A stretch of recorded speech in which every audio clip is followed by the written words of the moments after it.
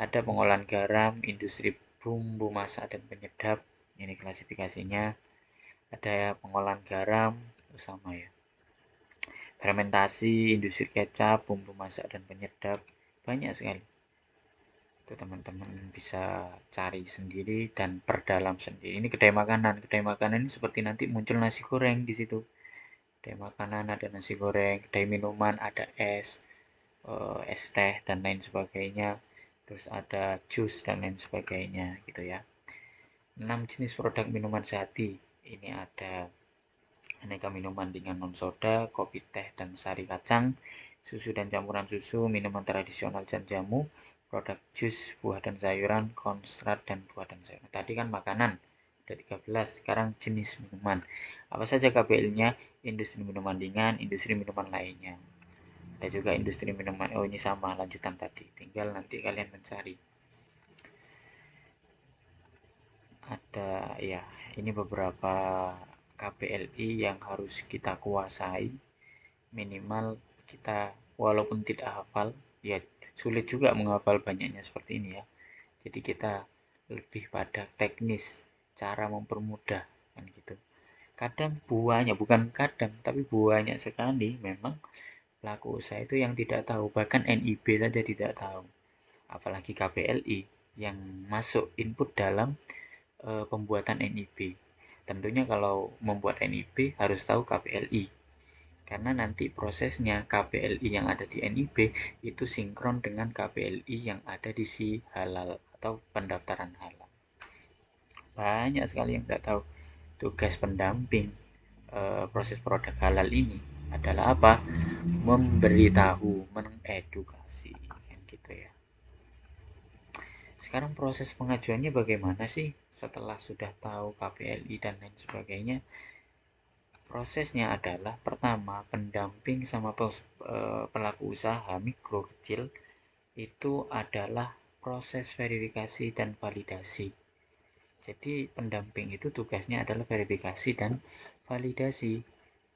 Selain dari pendampingan, pemberian edukasi dan lain sebagainya, kita juga wajib memverifikasi dan validasi. Kita juga harus tahu produknya.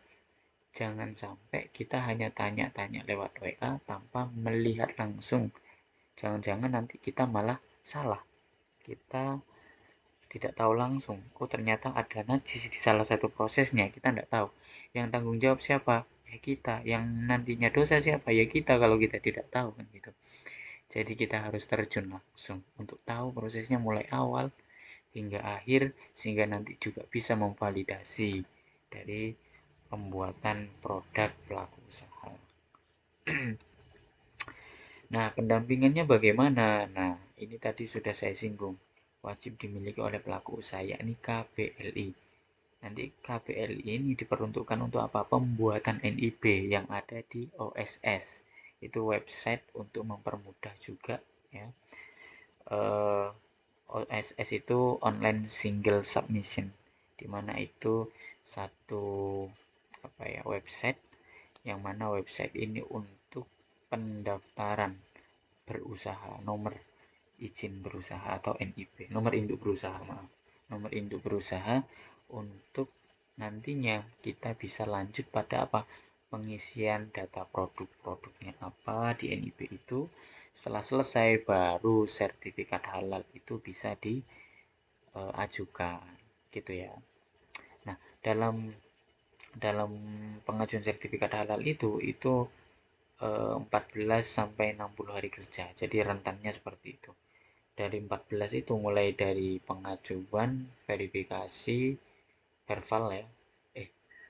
Pertama yakni pengisian data dan lain sebagainya dilengkapi mulai dari produk, step by step pembuatan, bahan, foto dan lain sebagainya, lalu diverifikasi oleh pendamping. Setelah itu ketika sudah selesai baru disubmit oleh pelaku usaha sehingga nanti masuk ke BPJPH sampai nanti masuk ke komite fatwa dan lain sebagainya sampai nanti terbitnya sertifikat. Itu range waktunya 14 sampai 60 hari kerja. Pengajuan sertifikat halal gratis bisa lebih lama waktunya apabila data tidak sesuai standar. BPJPH, atau karena adanya proses pengembalian pengajuan, atau karena banyaknya pengajuan. Nah, yang menyebabkan molor itu biasanya data yang tidak valid, data yang tidak sesuai standar dari apa yang diinginkan oleh BPJPH. Akhirnya apa? Data dikembalikan, disuruh memperbaiki. Makanya pendamping di sini tugasnya adalah mendampingi untuk mengisi sesuai standar, begitu, sehingga nanti dalam hal pengajuan itu tidak ada kesalahan dan tidak dikembalikan oleh BPJPH. Nah, mulai dari awal ya, itu di Swakarta itu ada kemudahan.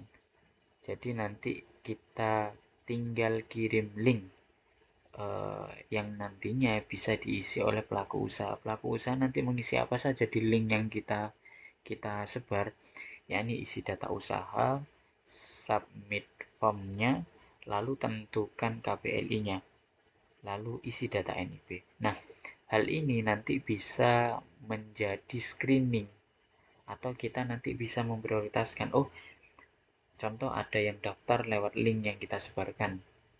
Berapa orang? Ada 20 orang. Ternyata yang 15 orang ini sudah ber-NIB, yang 5 belum. Maka yang kita prioritaskan adalah yang NIB-nya ada dulu, sehingga nanti prosesnya cepat. Nah, ketika NIB-nya belum, nanti bagaimana caranya? Ada tersendiri. Di Swakarta juga memfasilitasi pembuatan NIB. Nanti tinggal kalian tawarkan kepada pelaku usaha mau membuat NIB sendiri atau melalui Swakarta. Jadi nanti ada fasilitas tersendiri untuk pembuatan NIB. Jadi runtutannya seperti itu ya. Ini di link Swakarta ada kok. Nanti link yang bisa kita kirim kepada pelaku usaha. Ini untuk apa? Mempermudah kita saja. Nanti screening kita mana yang kita prioritaskan, mana yang prioritasnya kedua, ketiga, dan lain sebagainya. Nah, contoh produk yang sudah verifikasi atau lulus lah ya. Ini ada dua di sini contohnya, sebenarnya banyak nanti. Tugas pendamping PPH itu sebenarnya mengambil data ini. Apa saja? Pertama, merek dagang, kan? Di sini contoh ini telur asin ya, Ibu Ngapiem. Contoh merek dagangnya apa? Tulis telur asin. KBLI-nya apa? Kita yang mencarikan. Oh, KBLI-nya ini ya. Ternyata kalau telur asin itu masuk industri produk makanan lainnya ya, KBLI 10799. Terus jenis produknya apa? Telur olahan dan produk-produk telur hasil olahan, gitu ya. Jadi ini data yang harus diambil sesuai standar BPJPH, gitu ya. Daftar bahannya yang digunakan, bahannya apa saja? Ada telur bebek, air sumur, bubuk batu bata, abu gosok, garam. Terus cleaning agentnya apa? Atau sabun pencucinya apa? Atau bahan pencucinya apa? Cairan pencuci piring. Kemasannya pakai apa? Oh, kemasannya pakai plastik. Keterangan harus memiliki sertifikat halal. Oh, karena seperti ini yang garam ini bahannya, kan kalau telur bebek tidak usah tersertifikasi halal. Air sumur itu bahan yang juga tidak harus tersertifikasi halal. Bubuk bata, abu gosok itu bahan-bahan yang tidak harus tersertifikasi halal. Tapi kalau garam itu salah satu bahan yang harus tersertifikasi halal. Jadi nanti masuk dalam penyelia halal, kalian harus mencari bahan ini. Bahan apa sih garam apa sih yang sudah tersertifikasi halal yang dipakai oleh pengusaha. Terus prosesnya bagaimana, step by stepnya, mulai dari cuci telur bebek, siapkan garam, masukkan telur ke dalamnya, setelah itu direndam, lalu direbus. Nah, itu prosesnya step by step ditulis, sehingga nanti dalam website si halal kalian rinci dan sesuai standar dari BPJPH. Itu contoh.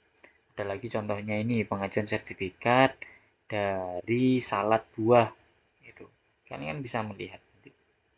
Jadi kalian bisa tahu, oh nanti ketika saya ke pelaku usaha terjun, apa sih yang harus saya tanyakan, data apa sih yang harus saya dapatkan, kan gitu.